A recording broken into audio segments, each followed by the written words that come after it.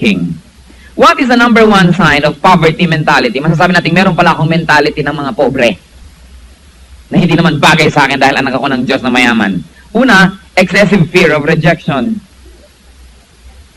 Takot na ma-reject, takot na hindi ma-in, takot na hindi ma-approve, kaya kung ano-ano ang gagawin para lang siya maging katanggap-tanggap. People with poverty mentality volunteer to be inferior so as not to threaten other people. Sila na mismo nagsasabi, oh sige, alilain mo ako, dustain mo ako, gawin mo akong trapo, sige na. Maging katanggap-tanggap lang ako sa'yo. People with poverty mentality accept positions of inferiority, though their skill, their talent, or their situation can give them a better position. Tinatanggap nila. People with poverty mentality allow themselves to be trodden underfoot, tapak-tapakan, gawing trapo, all to be accepted and liked. Many people have accepted that they are low, and so they are resigned to a lowly state. Kahit kailan, sila na mismo ang nagvo-volunteer na magpakadusta at magpakahamak. Kaya yun naman mga taong hindi naman sila balak hamakin, nagkaka-ideya, hinahamak tuloy sila, dahil sila na ang kauna-unahang nagsasabi at nag-a-advertise, hamakin ninyo ako. Alilain mo ako. Abusuhin mo ako. Sige, pagtrabahuhin mo ako ng walang bayad, okay lang. Murahin mo ako. Pagalitan mo ako, okay lang. Is this how the children of the king should behave? There is a great miseducation among Christians. Malaking mental damage sa mga Christians ang misunderstanding of the Beatitudes. Yung sinasabing, blessed are the poor in spirit. Ang pinag-uusapan nun ay poverty in spirit, not poverty materially. Kahit po kailan, hindi naging pagpapala ang kahirapan. Poverty has never been and will not be a blessing. Kasi sabihin natin, mabuti na yung mahirap tayo, malapit tayo sa Diyos. Mahirap naman kasing maging makadiyos kung ikay mayaman. Lalo po sigurong mahirap maging makadiyos kung tayo mahirap at walang makain. People steal, people go into prostitution, people do all kinds of sinful things because they are poor. Pakonsuelo de bobo ng mga kapwa ko mahirap na sabihin, mabuti na yung mahirap malayo sa tukso. Sino may sabi na yung sinampay nga ng kapitbahay na tutukso kang nakawin dahil wala ka nun? Baguhin natin yan. Pag sinabi sa Bible na, blessed are the poor in spirit, ibig sabihin nun, those that consider their spirituality too poor that they cannot deserve going to heaven. Therefore, they have to rely on a Savior. That's why they are blessed. At sino yung rich in spirit, yung sinasabi, aba, mabuti na ako, hindi naman ako smuggler, hindi naman ako masama, kayo na lang ang mag-Bible study, I'm okay. Yun po ang tinatawag na rich in spirit, kaya hindi sila mabe-bless. Pero pag sinabing poor in spirit, people that consider themselves so spiritually poor that they can never, ever deserve heaven. Therefore, they will need a Savior. Kaya sila nabe-bless. Another misconception, blessed are the meek, for they will inherit the earth. O kaya, meek ako, mapagpakumbaba, sige, do anything. The Beatitudes, 3/4 of them have something to do with salvation. And to say, blessed are the meek, hindi po yun yung nagpapaapi. Hindi yung binabatok-batukan na nakangiti pa. You are meek to God when it comes to salvation, that you are not proud, you are not self-righteous. Basta salvation ang pinag-uusapan sa ay, bawa ko, ay, hindi ko kaya yan. Meek ako dyan. Wala akong pwedeng ipagmalaki. You can be blessed. Because then you will realize that you cannot be saved on your own. Therefore, you will rely on Christ. But then, brothers and sisters, Beatitudes is not our lesson. But I only like to emphasize this because so many Christians have been so grossly miseducated on the meaning of the Beatitudes that they have thought that poverty has become a virtue. 1 Peter 2:9-10, but you are a chosen people, a royal priesthood, a holy nation, a people belonging to God, that you may declare the praise of Him who called you out of darkness into His wonderful light. Namnamin niyo po ang sinasabi nito. Ang mga anak ng Diyos ay mga piniling lipi, mga bughaw na dugo, a royal priesthood, a holy nation, a people belonging to God, and they declare the glory of the Lord. Titingnan mo pa lang ang itsura nila, titingnan mo pa lang ang kinakain nila, titingnan mo pa lang ang buhay nila, napupuri mo na ang Diyos nila. Eh paano naman mapupuri ang Diyos natin kahit tayo sumusuka ng dugo at wala tayong maibili ng gamot? Paano mapupuri ang Diyos natin kung gumagabang tayo sa hirap at sa lupa? Sabihin na iba, ayan ba ginagawa ng Diyos mo sa'yo? You know, brothers and sisters, We have been so grossly miseducated by several schools of thought. Yung schools of thought ng Christianity na sinasabing, you must suffer, you must be poor, you must be this, you must be that. That's a lie. Christians have a royal heritage. We are to be kind, but we are not to be dumb. Be polite, but do not be a doormat. You do not permit yourself to be insulted and debased and trampled upon. Hindi natin pinapayag-payagan na tayo tapak-tapakan at dusta-dustain at durug-durugin. How do we do that, Christian? Not by being proud, not by fighting back, but by being good at something. Be excellent, be useful.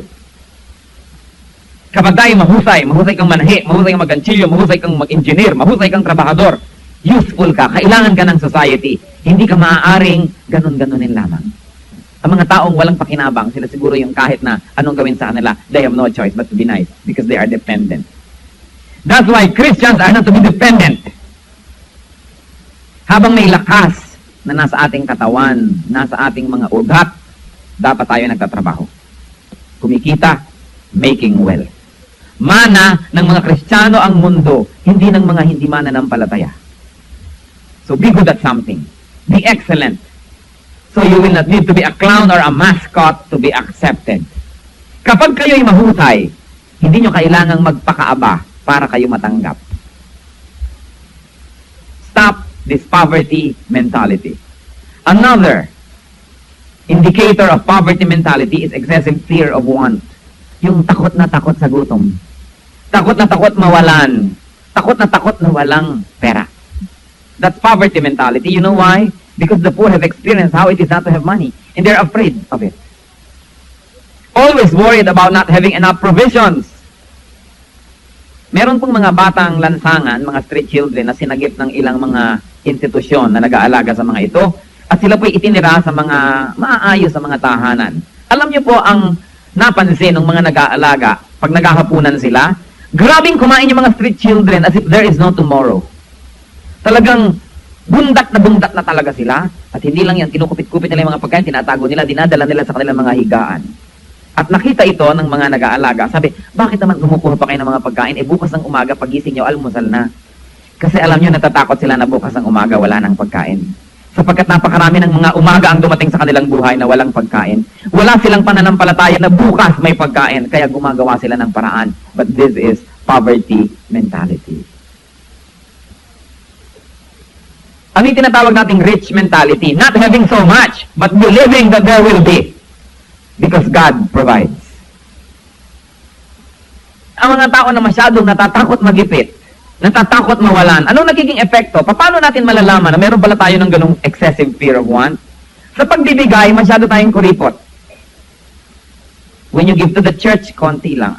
Practical. Paano tayo? Ganon. Yung iba nangangailangan, ay hindi pwede, paano tayo bukas? Hayaan mo siya, kanya-kanya talaga yung kayod. In giving to self also, hindi rin mapagbigay dahil laging natatakot na mawalan. Ang people with poverty mentality are never happy until they see something in the cabinet na pangbukas. Walang faith. Hindi nyo kailangan maging mayaman para mawala ang poverty mentality. We only have to have the rich mentality. Rich in the Lord. Believing that the Lord will provide. Yung iba po, dahil sa kanilang poverty mentality, hindi sila nagiging mabait. Hindi sila nagiging palabigay sapagkat wala silang ginagawa kundi i-secure yung bukas. Nagigituloy madamot ngayon.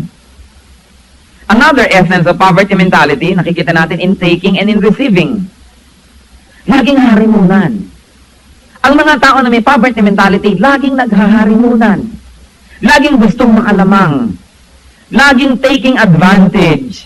Laging may kupit, may pasobra, may balot. Huwag na huwag mong mai-assign sa church party o sa church gathering o sa malaking gathering, huwag na huwag mong mai-assign sa kusina at nakakatiyak ka, hindi pa tapos ang handaan, may nakabalot na sa mga bayong-bayong dyan at iuwi na niya yun. That's poverty mentality. This is the mentality of the poor. Laging, naku, baka magkaubusan na, mai-safety na ito. Kaya tuloy, handaan pa, wala nang mailabasin pala kung ano-anong balot na yung mga nakatago doon. This is poverty mentality. Laging gusto may pasobra, may balot, may kupit. Laging gusto discount. Christian ka naman, ikaw naman ang nagtitinda sa akin ng insurance ko. Alam ko naman, malaki ang komisyon yan eh. Discount na lang. Bumibili sa mga tindera, ayaw nang kumita ang kapwa. Sobrang naman tao, gabi na, ibibigay na niya yan. Mabubulok yan eh, ibibigay yan. Sige, tatawaran ng gusto. This is poverty mentality. Ako muna bago ikaw, mabuhay ako, mamatay ka, hindi bale, mabuhay lang ako. Makatipid lang ako, di bale, hindi ka na kumita.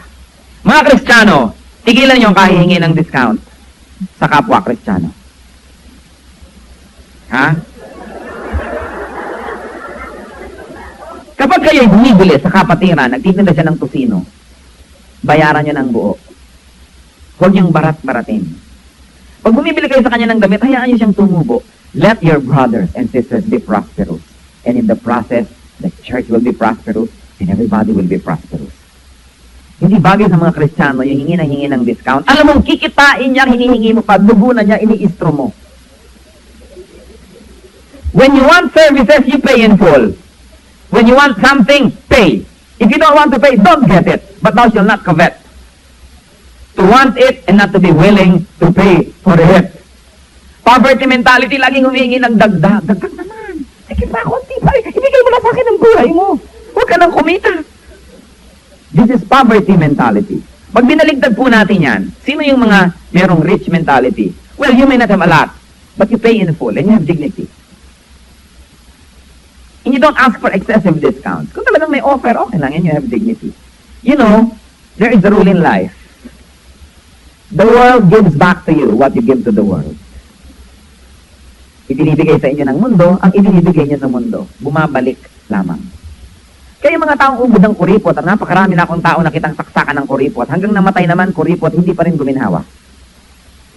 Mga taong napakahilig manglamang, lagi na lamang nakakaisa ng kapwa, pero nakagapang pa rin sa hirap. Because if you behave like a poor man, you will always be poor. There is an unseen power, an energy, a truth that is difficult to comprehend. Pero kung ano ang trato niya sa sarili ninyo, ganun ang nagiging trato sa inyo ng mundo. So if you are generous, the world becomes generous to you.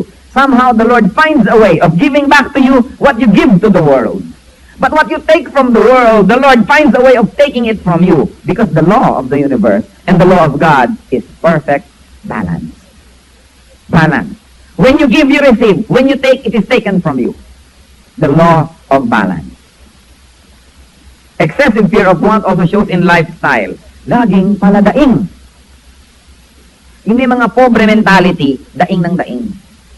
Ngayon, kahit ako poor, kung wala akong poor mentality, hindi ako daing ng daing. Nakakatakutan tuloy. Ito na naman si Indaing. Ito na naman si ano naman kaya idadaing nito. Ano na naman kaya ang mga hirap at mga kalbaryo ng buhay na ibubugpon niya sa akin ngayon, makaalis na nga? Hindi dapat pala daing ang mga Christian. If you are carrying a cross, carry it with dignity. Carry it quietly. Kung wala kang hikaw, di wala. Hindi, buti ka pa, maraming hikaw. Ako nga, wala eh. Wala man lang nagpapahiram sa akin.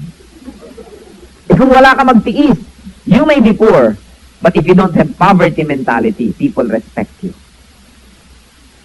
Hindi pala daing. Laging nakaparinig. Ang sarap naman ng pagkain nyo, buti pa kayo. Mabuti pa, sabihin mo lang pahingi. Diretso na. Kasing paligoy-ligoy ka pa. Kung ano-ano pang ginagawa mo. Yun yung mga may poverty attitude, lagi nakatanghod sa kapwa. Covetous. Always desiring what they do not have. If you don't have it, then be happy with what you have. You may not be rich, but you feel rich. And it's nice to feel rich, even though you may not really be rich. Because you know that there are many rich people that feel poor. Kahit may mga milyones, hindi pa rin kontento, gusto pa rin marami pa rin milyones, they are poor. Being rich or poor is in the mind. And we have to conquer that mind. Romans said, be transformed by the renewing of your mind. In lifestyle, people with poverty mentality, palaasa. Laging nakaasa sa iba. Laging nakasandal, pabigat sa mundo. Pabigat sa magulang, pabigat sa kapatid, pabigat sa planetang ito. Hindi nakakatulong, nakakabigat. Hindi dapat gano'n ng Christian. Sa church lang, alam niyo kung sino may mga poverty mentality? May church project. Sabi na, yung mayayaman nila mag-donate, mayaman naman sila eh. Yun ang poverty mentality. Kaya ang itinatanong natin bakit sila mayaman at ikaw hindi? Siguro dahil ganyan talaga ugali mo. Because the world gives back to you what you give to the world. Even the Lord says that, give, and you will receive. Ting meron na lang gastusan, bakit ang trabaho niya, hayaan mo lang siya magbayad. Ang hilig-hilig sumama sa lakaran, gusto pirming libre. Mabuti na lang kung pinipilit ka, halika, ililibre kita. Pero kung wala kang pera, manahimik ka. Mag-memorize ka ng verses. Hindi yung lagi ka na lang naka-ride o laging free ride, free ride, free ride. Malaki naman ang sweldo niya, maliit naman ang sweldo, kaya may lang siyang gumastos. Always coveting what the other person has. This is poverty mentality. Pag pumapasok sa inyo mga kapatid, up. This is poverty mentality. Hindi bagay sa anak ng Diyos. Malachi 3:10-11. Bring the whole tithe into the storehouse. Anong result when people tithe? That there may be food in my house. Test me in this, says the Lord Almighty, and see if I will not throw open the floodgates of heaven and pour out so much blessing that you will not have room enough for it. I will prevent pests from devouring your crops, and the vines in your field will not cast their fruit, says the Lord. Do you have overflowing blessing? Do you have enough? And if not, siguro hindi kayo nagtatithe. Kasi hindi naman mapagbiro ang Diyos. Hindi naman siya sinungaling. Sabi niya, give your tithes and prove me. If I will not open the gates of heaven, kung hindi ko bubuksan ng langit at buhusan kayo ng kutakot-takot na pagpapalang hindi magkakasya sa inyong mga lalagyan. Kaya meron ba kayong mga pagpapala? Kung wala, ay baliktarin niyo yung verse. Siguro hindi kayo faithful. Because if you are faithful, the Lord is faithful. Sabi, bring the tithes into my house so that there may be food in my house. Eh, sino man naman ang nasa house of the Lord, kundi tayo rin. Eh, di tayo rin ang kakain ng food na yun. Hindi naman siya. Many churches are poor because their members are poor givers. And if the church is poor, wala ding food on the table. Konti lang lesson, konting feeding, kasi wala naman, hindi naman ma-afford ng church. When the people support their church, they actually support themselves because it is their church. You can never really give to God because God doesn't need anything. The Lord only likes to get so He can give it back manifold. Kaya ang tanong ko sa inyo mga kapatid, tayo po ba ay nabubuhay ng sagana? Yung sagana, hindi nakukuha sa bilang ng dami ng salapi. Paano natin na-enjoy ang whatever we have? Yan ang kasaganaan. Masagana ba kayo or not? Kasi kung hindi kayo masagana, saya sa atin yun yung sarili. Baka hindi kayo matapat. Sapagkat ang Diyos ay hindi nagbibiro. Sabi niya, bring your tithe and prove me. Pero may mga poverty mentality, kulang na nga, magtatithe pa tayo. Yan ang poverty mentality. Hindi magtiwala sa Diyos na bukas may pagkain pa. Kaya yung mga pagkain ngayon, babaunin pa, itatabi sa higaan nila dahil baka bukas, wala. Bukas, pagising nila, panis na yon. Iniipis na yon, dinadaga na yon, madadamay pa sila. Para pong mga anak ng Israel nung nasa desert, the Lord would make manna rain down, yung mga ginagawa nilang tinapay. At yung iba, sigurista, sabi na, ang kunin nyo lang, yung kaya nyong kainin maghapon, yung iba, paano bukas? Nagtatabi, inaamag, nabubulok, inuuod, yung lahat ng sobra na itinatago nila. Because the Lord likes them to be dependent on the Lord, to exercise faith. Wala ba po ako nakitang tao who is faithful in giving na talagang nagkasalat-salat at nagkapeste-peste ang buhay? Manahiba na lang na siya si Job. And if that's the case, then it's a trial and it will pass. But the Lord is faithful, hindi naman siya nagbibiro. Sabi niya, floodgates of heaven will be opened. Alam niyo po yung mga floodgates, parang sa dam. Kung merong mga dam, may tubig dyan, may harang. Pag binuksan yung harang na yon, biglang lalabas ang tubig. Yun ang floodgate. At ganun ang picture na ibigay ni Lord. Bigla na lamang aapaw at bigla na lamang aagos ang kutakot-takot na pagpapala na kung saan-saan ang gagaling, hindi natin alam. Now, the blessing of the Lord does not have to come in the form of cash. Alam niyo po ba ngayong umaga na binigyan kayo ni Lord ng regalo na siguro at least 50,000? Meron siguro 3 million. Meron siguro 1 million. Ibinigay sa inyo ngayong umaga. Alam niyo kung paano? Nasunog ba ang bahay niyo ngayong umaga? Hindi. That's worth it. Magkano ang halaga ng inyong kalusugan na pagpunta nyo dito, hindi kayo nasagasaan ng 3 pison? Na kung nagpa-repair kayo ng mga buto-buto nyo kung ano-ano, daan-daang libo ang gagastusin. Did you know that the Lord gave you that today by sparing you from a lot of financial disaster? That by giving you health, the Lord is giving you wealth? Isang pagkakasakit lamang sa isang pamilya ay maaaring malumpo ang finances ng isang pamilya. So yung kalusugan lamang ay napakalaking regalo. Kaya ikaw naman, nasa na yung floodgate? Nasa na? Akala ka ba meron? Pero teka, open your eyes. The blessing does not always have to come in the form of cash. But by exempting you from possible expenses, daig mo pa ang nabigyan ng pera na nawala rin dahil gumastos ka. Count your blessings. Do not be unfaithful to God. Nagreklamo pa tayo. Nasa? Nakala ko ba meron? Nasan na? Wala naman siguro ngayon nasunugan ng bahay niya ngayong araw na to. So that's a gift. Every time you go back to your house, na nandun pa yung Lord, thank you. Kung magkano man ang worth ng bahay ninyo. Thank you, Lord, dito sa 6 million worth na ibigay mo sa akin ngayong araw na ito. At pagising mo ulit sa umaga, hindi pa rin nasunog, Lord, another 6 million. How nice. And your health and your wealth, nandun pa rin. And the Lord opens floodgates. But above all that, nagbibigay pa rin siya talaga nung parang bigla na lang umuulan ng pera na hindi mo malaman kung saan nanggagaling ito. Nangyayari yun. Blessings will be poured out, but there will be not enough room for it. Hindi ako naniniwala, mga kapatid, ang mga Kristiyano ay dapat mahirap. Kaya kung mahirap tayo ngayon, ay mag-isip-isip kung bakit. Sapagkat hindi gusto ng Diyos na tayo maging mahirap. Kaya ang Diyos lumikha ng napakaraming papaya sa planetang ito para makain natin, pero unbelievers lahat ang kumakain. Yung mga believers hindi na ma-afford ang papaya. Kaya siya lumikha ng napakaraming magagandang mga beaches para ma-enjoy ng kanyang mga anak. Kung hindi itong mga unbelievers ang nag-enjoy ng lahat ng mga beach resort sa mundo. At kung may mga anak man ng Diyos doon, mga waiter. Hindi siya lumikha ng napakagandang mga tanawin para ipagkait sa kanyang mga anak. Pero sinong nakakapunta sa mga ito? Mga unbelievers. Hindi siya lumikha ng napakasasarap na chemistry ng pagkain at mga putahe para lang ipakain sa mga hindi nananampalataya sa kanya at sa mga sumisira sa kanyang pangalan. Pero bakit wala sa sikmura ng mga Kristiyano ang mga pagkain ito? Because we have a poverty mentality. It's time for the Christian to rise up and grab this wealth from the hands of unbelievers through honest and hard work. Enough of poverty. We have seen enough poverty in this country. Hindi ba kayo nababagabag? Na kung nakakakita tayo ng mga nasa daan, mga pulubi, mga mahirap, ay hindi na tayo nahihirapan ng loob dahil sobra na tayong nasanay na tumitig sa kahirapan. Enough of poverty in this country. The Christians will make this country rise when they realize that there's a heritage waiting for them, that there's a heritage that God wants them to take, but they have so reluctantly treated for so long a time. We Christians have a very special heritage. Christians are descendants of Abraham. Christians are children of the King. Christians are conquerors of the world. Christians are heirs of God, tagapagmana ng Diyos, tagalupig ng daigdig. Yet, many Christians behave like beggars. Many Christians think like beggars, and many Christians live like beggars. Maraming mga Kristiyano nakakalimutan kung sino sila, kung anong sila dapat, kaya kung mag-isip para mga pulubi, kung kumilos para mga pulubi, at kung mamuhay para mga pobre. We're going to discuss, that may sound new to some people, but Christians have to realize their heritage, and they have to live according to that heritage. Kiss your poverty mentality goodbye.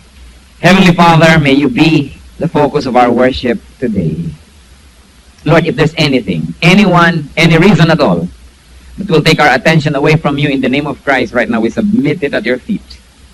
And we ask you, Lord, to consecrate us, separate us from the world, separate us from our thoughts, separate us from our selfish nature, and let us focus on you and have unity with you. Welcome us into the Holy of Holies. We look into the veil, into your holiness, O God. Reveal yourself to us. Let your spiritual truth be turned into pieces of information that we can understand. You know how you made us. You know what we can understand and what we cannot. So we ask you to bless us. Lift us up to higher grounds so we can see you. And in the name of Christ, we bind the spiritual enemy. We forbid all works of darkness to influence us, to affect us, to surround us. We break you, strongholds of evil, in the name of Jesus Christ. And we welcome you, dear Holy Spirit. Minister unto your people. We love you. We seek you, but we cannot see you apart from your help. So teach us. Open our spiritual eyes so that we can have seeing eyes. Open our spiritual ears so we can have hearing ears. Open our hearts, our minds, and let ourselves be your temple. Lord, speak to your people. You are the true speaker. Bless all of us. Glorify yourself. Accomplish the purpose for which you gathered us today. And in the name of Christ, if there's anyone here that resists your word, we release him or her through the power of the blood of Christ. Let our hearts be fertile grounds for your words, where they will grow and bear fruit.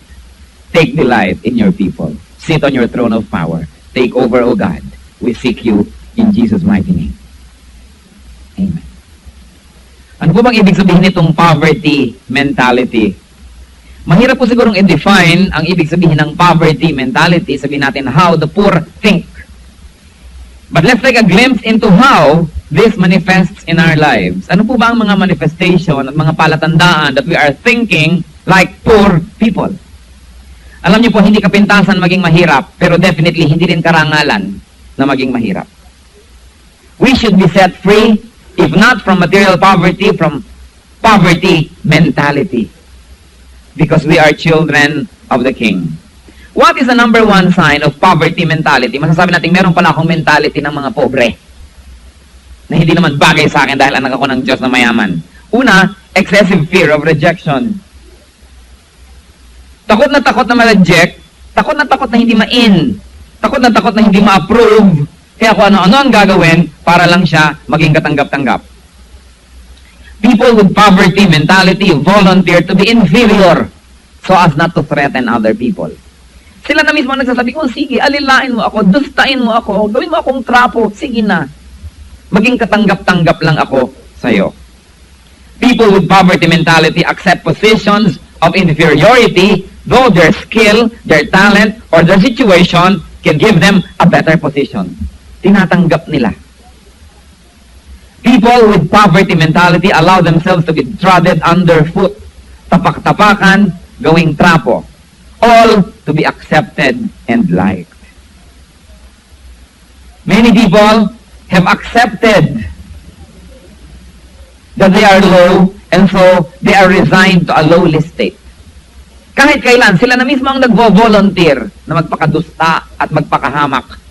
Kaya yun naman mga taong hindi naman sila balak hamakin, nagkaka-ideya, hinahamak tuloy sila. Dahil sila na ang kauna-unahang nagsasabi at nag-a-advertise, hamakin ninyo ako. Alilain mo ako. Abusuhin mo ako. Sige, pagtrabahuhin mo ako ng walang bayad, okay lang. Murahin mo ako. Pagalitan mo ako, okay lang. Is this how the children of the King should behave? There is a great miseducation among Christians. Malaking mental damage sa mga Christians ang misunderstanding of the Beatitudes. Yung sinasabing, blessed are the poor in spirit. Ang pinag-uusapan doon ay poverty in spirit, not poverty materially. Kahit po kailan, hindi naging pagpapala ang kahirapan. Poverty has never been and will not be a blessing. Kasi sabihin natin, mabuti na yung mahirap tayo, malapit tayo sa Diyos.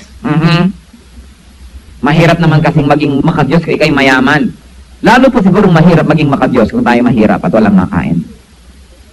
People steal, people go into prostitution, people do all kinds of sinful things because they are poor. Pakonsuelo de bobo ng mga kapwa ko mahirap na sabihin, mabuti na yung mahirap, malayo sa tukso. Sino may sabi na isinampay nga ng kapitbahay na tutukso kang nakawin dahil wala ka nun? Baguhin natin yan. Pag sinabi sa Bible na, blessed are the poor in spirit, ibig sabihin nun, those that consider their spirituality too poor that they cannot deserve going to heaven. Therefore, they have to rely on a Savior. That's why they are blessed. At sino yung rich in spirit, yung sinasabi, aba, mabuti na ako, hindi naman ako smuggler, hindi naman ako masama, kayo na lang ang mag-Bible study, I'm okay. Yun po ang tinatawag na rich in spirit, kaya hindi sila mabe-bless. Pero pag sinabing poor in spirit, people that consider themselves so spiritually poor that they ginagawa ng Diyos mo sa'yo. You know, brothers and sisters, we have been so grossly miseducated by several schools of thought. Yung schools of thought ng Christianity na sinasabing, you must suffer, you must be poor, you must be this, you must be that. That's a lie. Christians have a royal heritage. We are to be kind, but we are not to be dumb. Be polite, but do not be a doormat. You do not permit yourself to be insulted and debased and trampled upon. Hindi natin pinapayag-payagan na tayo tapak-tapakan at dusta-dustain at durug-durugin. How do we do that, Christian? Not by being proud, not by fighting back, but by being good at something. Be excellent, be useful.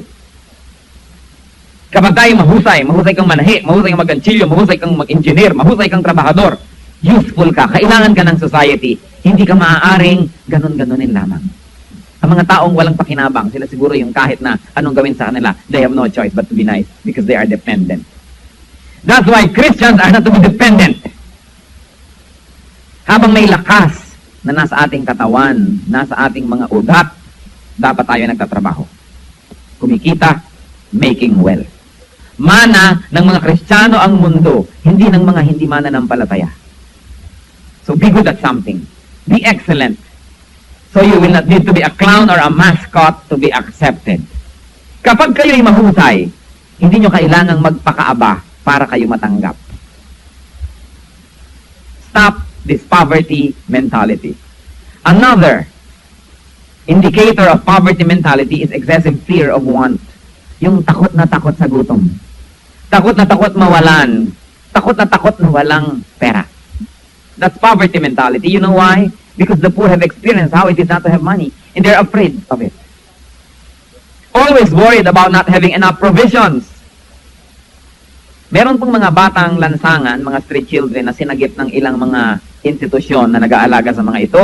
At sila po'y itinira sa mga maayos na mga tahanan. Alam niyo po ang napansin ng mga nag-aalaga pag naghahapunan sila, grabing kumain yung mga street children as if there is no tomorrow. Talagang bundat na talaga sila. At hindi lang yan, kinukupit-kupit nila yung mga pagkain, tinatago nila, dinadala nila sa kanilang mga higaan. At nakita ito ng mga nag-aalaga. Sabi, bakit naman kumukuha pa kayo ng mga pagkain? Bukas ng umaga, pagising nyo, almusal na. Kasi alam nyo, natatakot sila na bukas ng umaga, wala nang pagkain. Sapagkat napakarami ng mga umaga ang dumating sa kanilang buhay na walang pagkain. Wala silang pananampalataya na bukas may pagkain, kaya gumagawa sila ng paraan. But this is poverty mentality. Ano yung tinatawag nating rich mentality? Not having so much, but believing that there will be. Because God provides. Ang mga tao na masyadong natatakot magipit, natatakot mawalan, anong nagiging epekto? Paano natin malalaman na meron pala tayo ng ganung excessive fear of want? Sa pagbibigay, masyado tayong kuripot. When you give to the church, konti lang. Practical. Paano tayo? Ganon. Yung iba nangangailangan, ay hindi pwede, paano tayo bukas? Hayaan mo siya, kanya-kanya talaga yung kayod. In giving to self also, hindi rin mapagbigay dahil laging natatakot na mawalan. Ang people with poverty mentality are never happy until they see something in the cabinet na pangbukas. Walang faith. Hindi nyo kailangan maging mayaman para mawala ang poverty mentality. We only have to have the rich mentality. Rich in the Lord. Believing that the Lord will provide.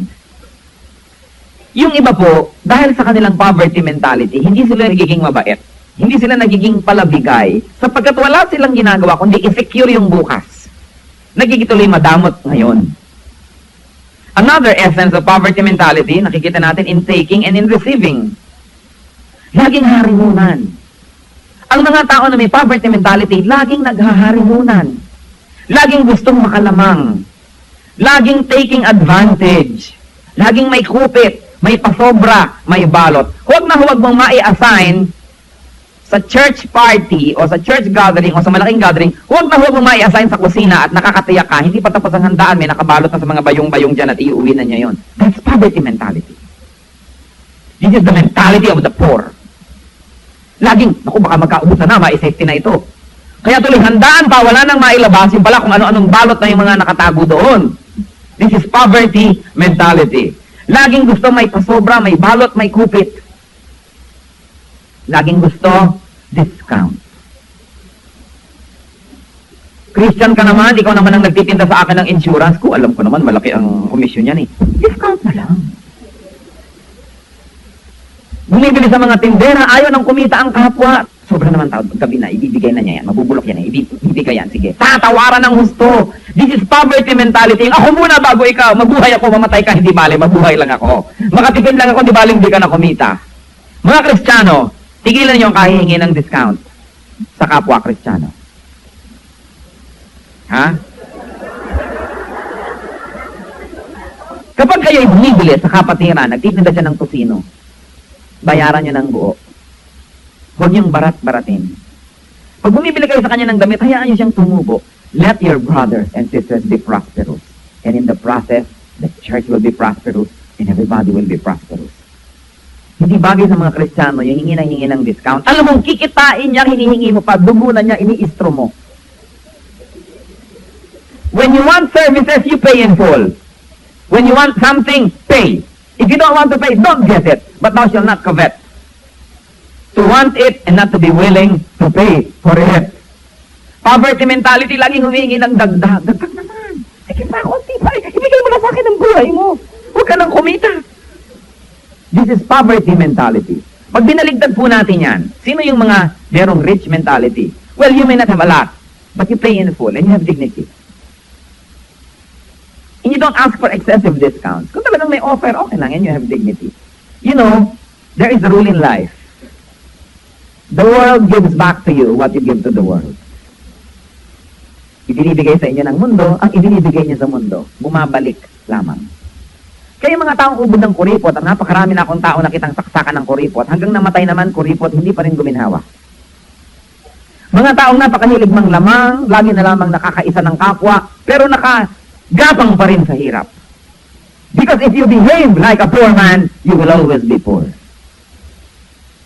There is an unseen power, an energy, a truth that is difficult to comprehend. Pero kung ano ang trato nyo sa sarili ninyo, ganun ang nagiging trato sa inyo ng mundo. So if you are generous, the world becomes generous to you. Somehow the Lord finds a way of giving back to you what you give to the world. But what you take from the world, the Lord finds a way of taking it from you. Because the law of the universe and the law of God is perfect balance. Balance. When you give, you receive. When you take, it is taken from you. The law of balance. Excessive fear of want also shows in lifestyle. Laging paladaing. Yung may mga pobre mentality, daing ng daing. Ngayon, kahit ako poor, kung wala akong poor mentality, hindi ako daing ng daing. Nakakatakutan tuloy. Ito na naman si Indaing. Ito na naman si ano naman kaya idadaing nito.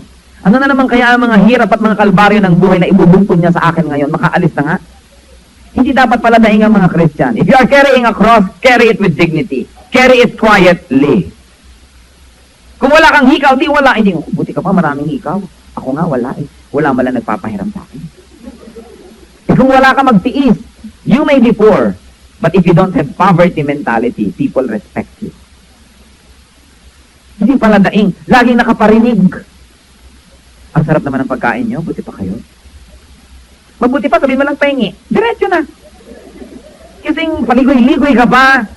Kung ano-ano pang ginagawa mo. Yun yung mga may poverty attitude, lagi nakatanghod sa kapwa.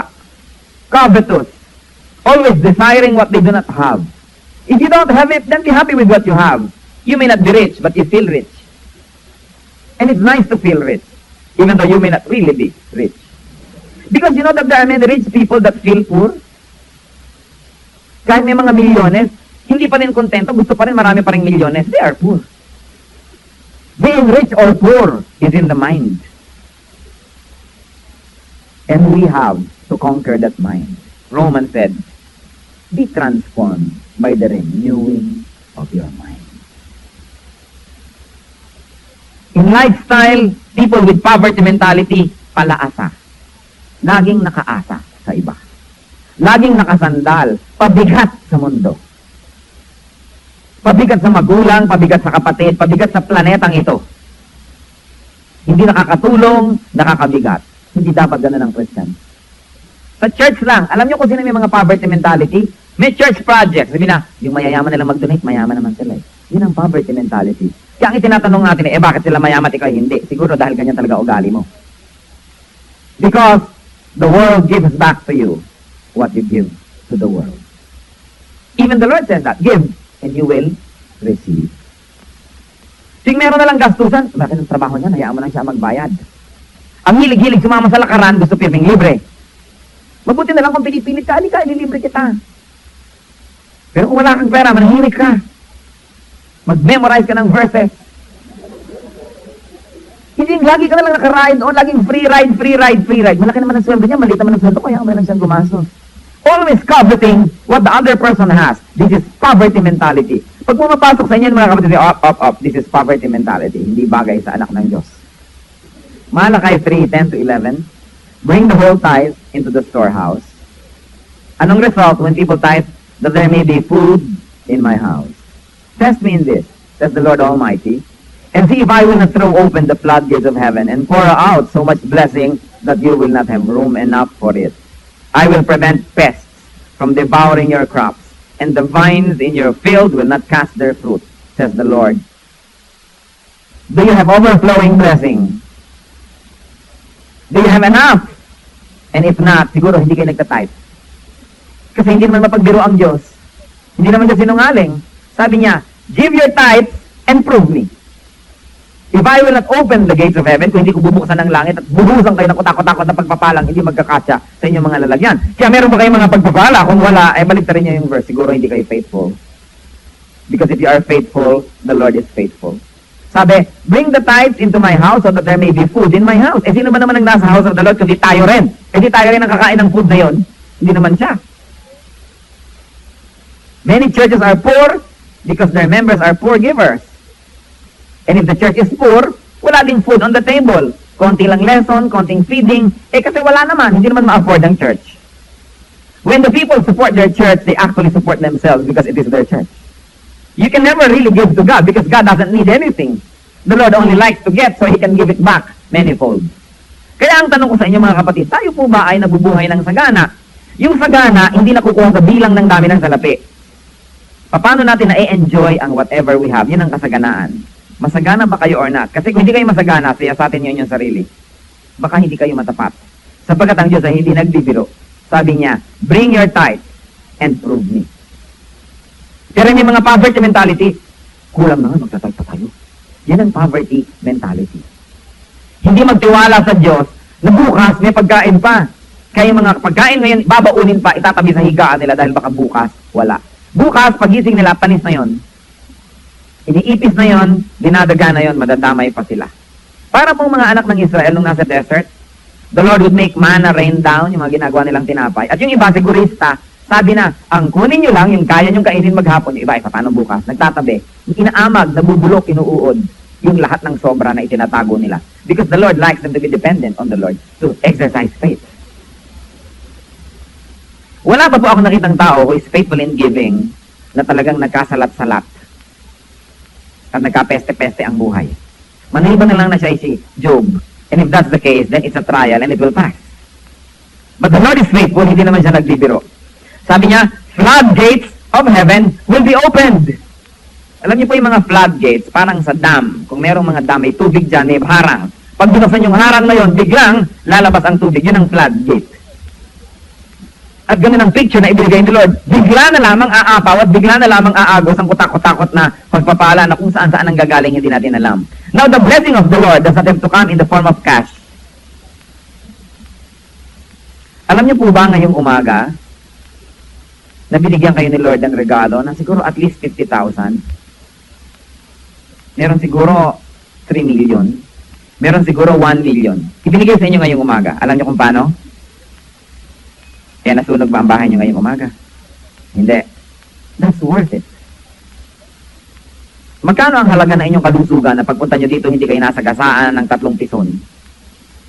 Na kung nagpa-repair kayo ng mga buto-buto nyo kung ano-ano, daan-daang libo ang gagastusin. Did you know that the Lord gave you that today by sparing you from a lot of financial disaster? That by giving you health, the Lord is giving you wealth? Isang pagkakasakit lamang sa isang pamilya ay maaaring malumpo ang finances ng isang pamilya.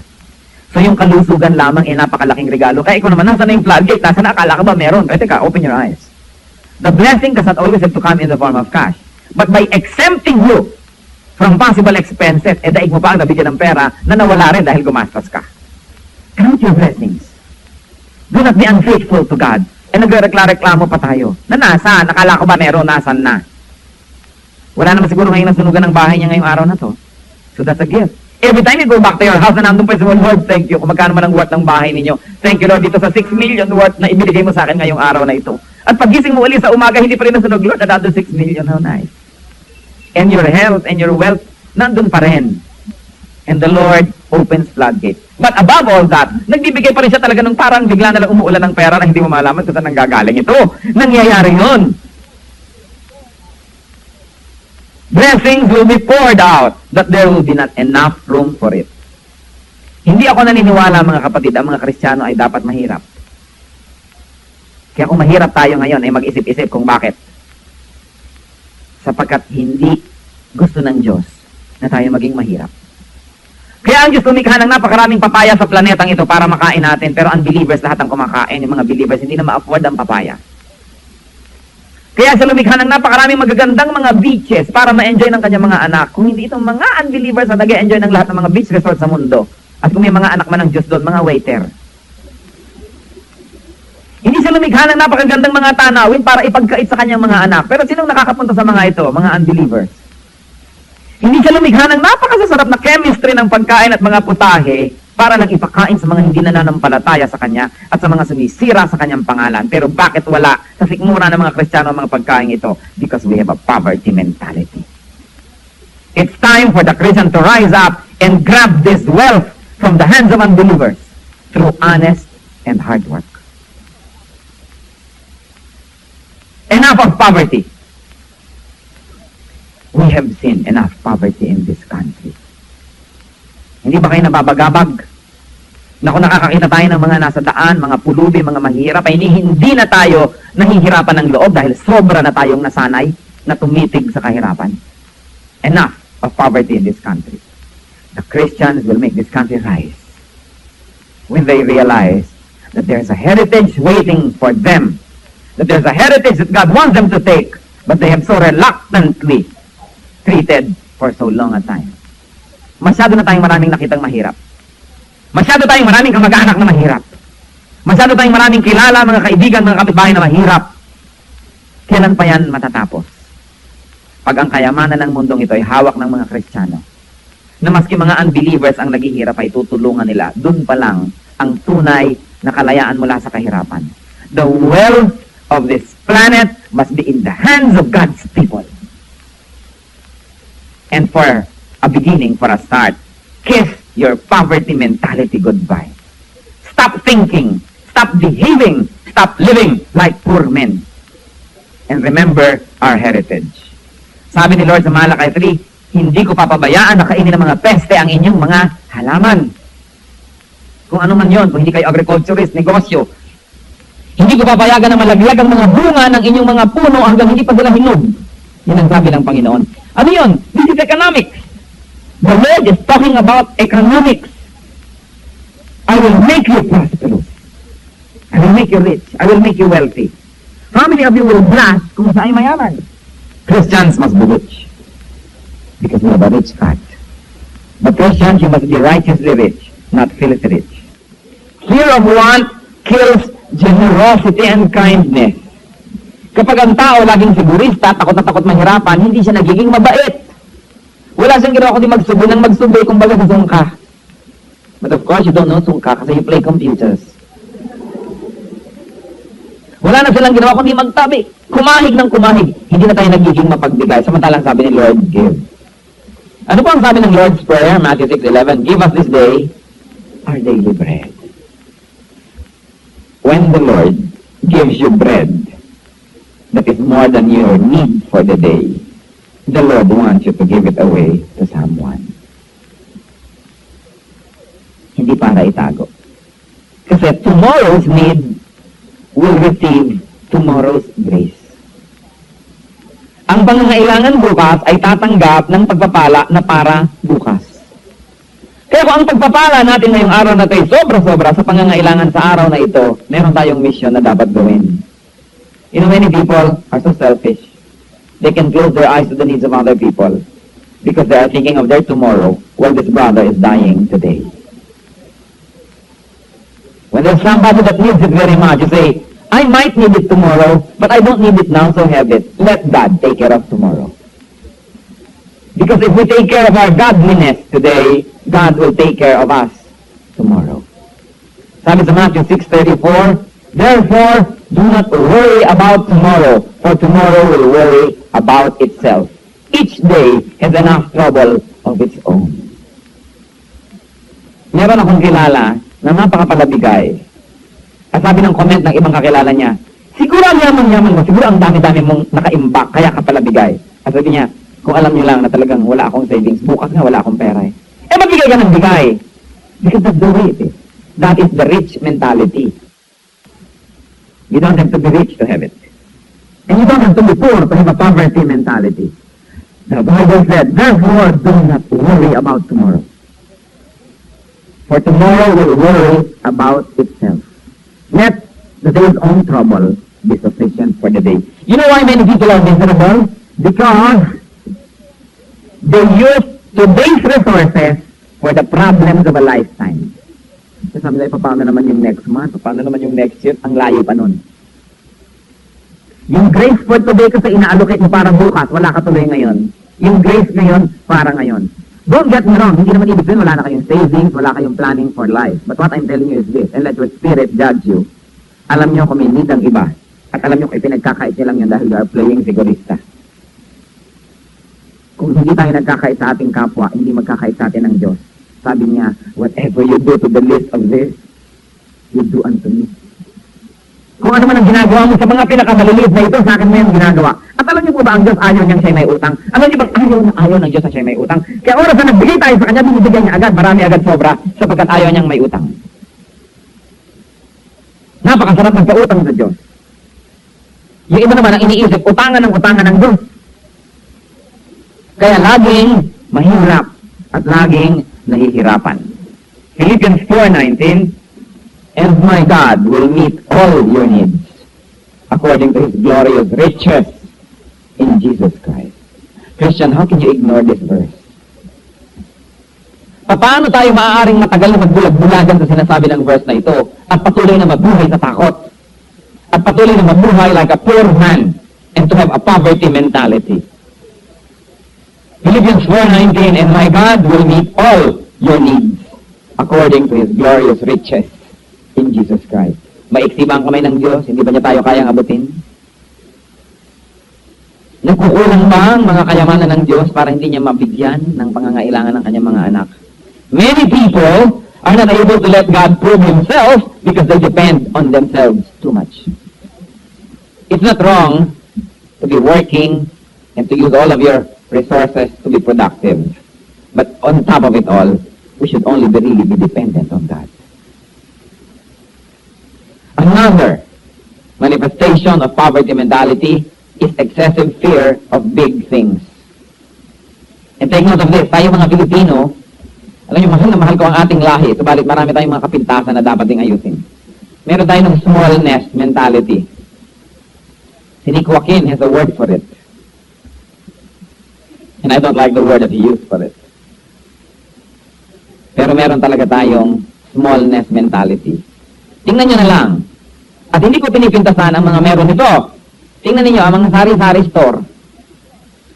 Kaprasong sabon, kaprasong kamote, kaprasong ito, tindahan na yon. Tingnan ninyo, sa Pilipinas lamang kayo makakabili ng mga tinitingi-tingi-tinging sigarilyo. Tinitingi-tinging mga pomada, tinitingi-tinging mga mantika, mga lahat tinitingi-tingi-tingi-tingi-tingi-tingi-tingi. Ano to, Blade Hoy, keso yan? Tingi kasi yan eh. At ang mga kapwa naman natin mahirap, habang bumibili ng tingi, lalong naghihirap dahil siyempre pinagtutubuan ang nagtitingi, di ba? And this smallness mentality, na kung may pera, hindi ibili ng malaking lata ng gatas, bibili ng mga sachet-sachet na pagtutubuan ng kutakot-takot, lalong naghihirap. Tayo, napakagaling paliitin ng mga bagay. Tingnan nyo kung paano natin napaliit ang sasakyan, naging tricycle. Di ba? Kung paano napaliit ang lahat. Basta may namatay, makakaasa ka, ang kayamanan ng namatay, magkakaputol-putol, magkakahati-hati, magkakaliit-liit. Bakit wala tayo ng big mentality na, o tayong lahat tagapagmana, let's put up a corporation, and let's make it a family corporation, and let's make it big. Hindi! Ako mabuti na, sigurado na alam ng ate ko, sweetik yan, hati-hati tayo, baka ako malamangan. Kaya putol-putol, liit-liit, kaya lahat in the end, mahirap. Look at the big families of this country. Tingnan ninyo ang mga Zobel, ang mga Ayala, ang mga Lopez, ang mga Madrigal, ang mga Banzon, ang mga Losuriaga. Tingnan ninyo ang mga pamilya whose names drip with money. Big ang mentality. Hindi sa tingin ng kayamanan, pag magpapakasal nga, hahanap pa ng mayaman din. Para pag nagsama sila, mas lumaki ang kanilang kayamanan. Eh kung gano'n nga ang ginawa nyo, may pag-ibig pa, ano pang hahanapin nyo sa buhay? Pero hindi mga may smallness mentality. Ay, nabaling maliit, basta ako na lang nagmamanage. Kaya tingnan ninyo, Don't get me wrong, hindi ito kapintasan, mabuti nga naghahanap buhay. Pero tingnan nyo yung smallness mentality. O magtitinda ka ng sampag of the world. We are the salt of the earth. Ang pag-asa ng bayan na ito ay ang mga Kristiyano to change the system. Deuteronomy 10:17, for the Lord your God is God of gods, and the Lord of lords, the great God, mighty and awesome. Alam nga naman ang mga anak niya, hindi. John 14:12, I tell you the truth. Anyone who has faith in me will do what I've been doing. He will do even greater things than this. In the ministry, in our private life, the Lord expects greatness because He has given us all the capacity, all the power to be great. If Christians are to conquer the world, to win the lost, to inherit the earth, they should first leave their poverty mentality and begin to do great things. Sa ating mga Kristiyano, ano pa po ang manifestation ng poverty mentality? Setting very low standards. Church naman yan, pwede na yan, ganyan-ganyan na lang. Very low standards for the ministry. Dahil meron tayong wrong concept na pag ministry dapat simple. Sino sabi nun? Nang ipinagawa ng Israel ang templo, they made a very fabulous temple for the Lord. And it was the talk not only of the town, it was the talk of the world, the Temple of Solomon. Hindi lang sila gumamit ng mga chippy-chippy materials. They had to get cedars from Lebanon. They had to quarry to get the finest stones. And they built it. At pati mga silsel, mga tahe, mga buhol na sa Bible. Basahin niyo kung paano gagawin ng mga kurtina, paano gagawin ng mga tali, paano gagawin ng sanctuary and everything. Sino may sabi sa inyo na ang God natin ay chippy-chippy? Kaya tuloy pag gumagawa tayo ng ating mga fellowship centers, sa mga churches, walang katesti-testimony sa mundo that our God is great. Nakita niyo ang mga kulto, alam niyo na yan. Pag nagpagawa sila ng mga templo nila, kay lalaki at kay bibilis matapos. Kasi wala silang poverty mentality, they give, they really give. Alam niyo ang merong poverty mentality dito sa bansang ito, ang mga Kristiyano, evangelical Christians. Pagka hindi pa binigyan ng Amerikano ng dollar, hindi makapagpagawa ng church. Pagka hindi pa binigyan ng Koreano ng pera, hindi makapagpagawa ng prayer mountain or something or this or that. Laging nakaasa, laging nakaasa. Kasi sila, kasi mahirap naman tayong Pilipino. Hindi yan totoo! Tingnan ninyo, ang number 1 na religion sa bansang ito, mahirap ba? Hindi. Naglalakihan ang kanilang mga templo at lahat ng kanilang mga trabahador, kaya lalaki kaya babae, pero mga naka-aircon, mga naka-high A's at kaya sarap ng mga kinakain kahit Biyernes Santo. Hindi sila nag-behave like poor people. Tingnan niyo yung kulto na number 1 local cult dito. Ang dami-dami nilang pera. Hindi totoo na walang pera ang bayan na ito. The Archdiocese of Manila sends so much money to Rome every year that it is the richest archdiocese in the world. Hindi totoo. Pero bakit ganun ang mga Kristiyano? Kuripot. Something is wrong. Something is very wrong with the way we think. And with the way we behave. And with the way we support the church. Sa atin, pastor naman yan, di mahirapan, talagang ganun. Nag-pastor siya eh. This is poverty mentality. Nag-full-time board siya ng mission, di magutom, talagang ganyan ang buhay. It's part of it. Si Kristo nga, walang bahay. Wrong mentality. That's why we are not able to attract bright men and women to the ministry. Because what do? We starve them to death. All that young people have to see are pastors and full-time workers and missionaries, and they'll say, ayoko maging ganyan. Because we don't support them well. Kapag nakita mo na ang asawa ng pastor na medyo maganda ang damit, sabi mo, tight yata namin yan, yung suot niya. O something. Poverty mentality. Ayaw mo nang makita yung mga spiritual leader na masarap-sarap ang kinakain. Gusto mo magdusa. This is poverty mentality. And as long as you have that mentality, Christian, you will only get leaders that you deserve. Expand your world. Pag sinabi natin Christian, di dapat maganda ang quality. Hoy, Christian worker yan, dapat well supported. Christian singer yan, invite natin. Dapat bigyan natin ng malaking budget. Hindi, tiro na lang, Christian naman yan. Ano ba naman, mukhang pera naman yung singer na yan. Biregaluhan mo pa. Ano yun, paano siya makakarating sa pupuntahan niya? Paano naman siya bibili ng damit niya? Paano naman siya magbubuhay? Tayo mga Christian, pagkapwa Kristiyano na, gusto na natin baratin. Pag non-Christian, nandun lahat ang pera natin. Sino sa inyo ang namarat sa mga concert ng mga nagpo-focus concert dyan? Pag may mga concert ang mga non-Christian, mga singers, bumibili ba kayo ng ticket, tumatawad kayo? Bumabarat ba kayo? In fact, you should not always be going there in the first place. Pero pagka Kristiyano ang mga singer, dapat tiwai. Kaya tuloy pagbuka ng bunga nga ng singa, nakikita mo pa yung tingang bisugo na kinain niya. Hindi man lang maka-afford ng toothpaste. We are so unkind to Christians. Pag Christian school, gusto mo agad may discount. Christian store, gusto mo agad bakalan. Pagka Kristiyano, lalo tayo generous. Sabi natin, hindi na ako tatawad. Kristiyano naman yan. Sa lahat kikita niya, magta-type yan. Yung church niya, kahit hindi ko church yan, magpa-prosper yan. We must have this rich mentality. Naku, Christian printer ito, hinga natin ng discount. Christian ano to, hinga natin ng puro discount, puro discount. Kaya tuloy, walang kakwenta-kwentang kliyente ang Kristiyano. We should set high standards. And yet, how can we eradicate poverty mentality? Unang-una, we should accept ourselves. But be functionally acceptable. Do not be what you are not. Begin with what you have. Look at yourself and see, what can I do? Alam niyo, Kristiyano, kung kayo ay malusog, dapat meron kayong trabaho. Kung hindi kayo employed, dapat may ginagawa kayo na napagkakakitaan. Mag-buy and sell, do something. But it's a crime and it's a shame for a Christian to be idle at umasa sa kapwa. Hindi ba na lang tayo bedridden, hindi ka na makakilos, paralitiko ka o something. Pero habang malusog ang iyong katawan, hindi mo lang dapat buhayin na yung sarili. You must produce something in excess of what you need so you can be productive. Trust God for provision. Do your part and trust God to do His. Take big steps of faith. Forget your smalliness mentality. And if you want to be rich, you want to be prosperous, do something outrageous. Give. Give, give, give. Luke 6:38. Open your Bible. Give, and it will be given you. A good measure, pressed down, shaken together, and running over, will be poured into your lap. For in the measure you use, it will be measured to you. Alam niyo po, napakaganda ng example na ito, lalong-lalo sa pagtitinda ng halimbawa, bigas o mais, yung mga grains, mga buto-buto, lalo nung unang panahon, yan ay sinasalop. Sinusukat-sukat ng mga salop o mga balde-balde o mga tabo-tabo. Pagka medyo madaya ka, na tindera, pag nagtakal ka ng bigas, pagbagsak ng bigas yun ay bumubuha-buhaghag para puno agad. At saka medyo nakahiga pa ng konting salop para pag ganun mo, medyo may malaglag pang konting bigas para yung binayaran niya, huwag niya makuha. Ganon. Pero ang ganda po ng picture dito, sabi niya, give and it will be given you. How will it be given you? Sabi niya, a good measure. Tama ang sukatan. Press down. Hinik-hik pa. Hinik-hik. Ano? Shaken together. Tingnan niyo yung salo, pag may bigas yun, i-shake niyo.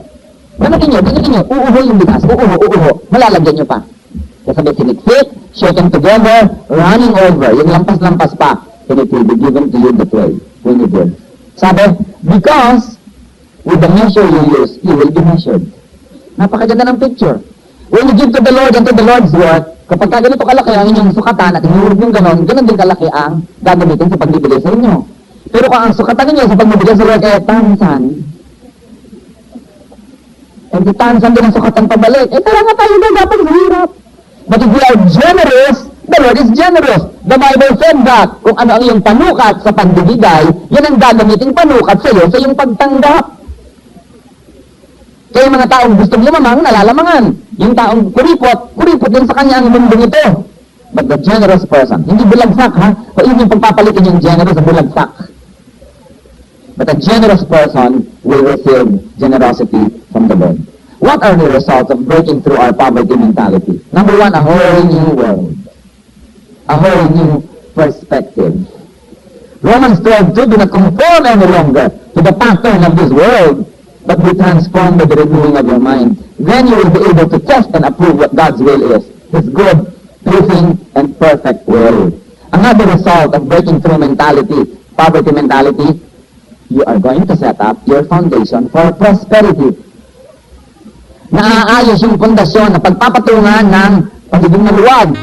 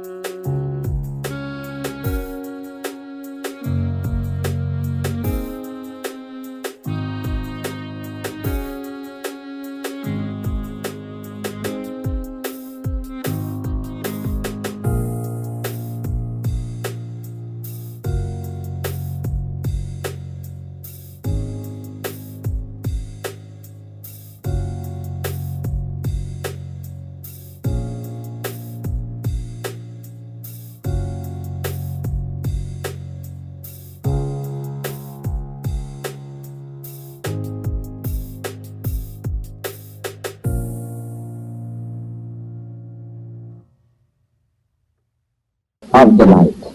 God's people don't only eat, they feast on the abundance of God's house.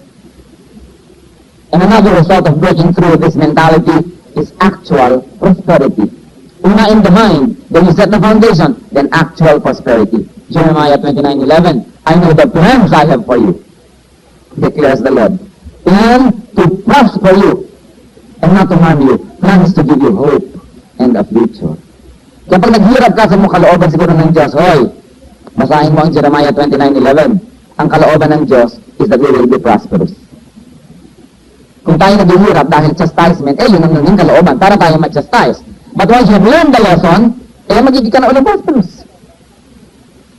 Hindi kailanman sukat ng kamanalan ng pagiging mukha. So we should ask ourselves. And then of course, a great result of breaking through the poverty mentality, once we have really become prosperous, is to rule the world. Di ba yung golden rule you have heard? Oh, you have heard this. Who has the gold rules? Totoo or not? You want to rule the world, you want to influence the world, you want to evangelize the world, be rich.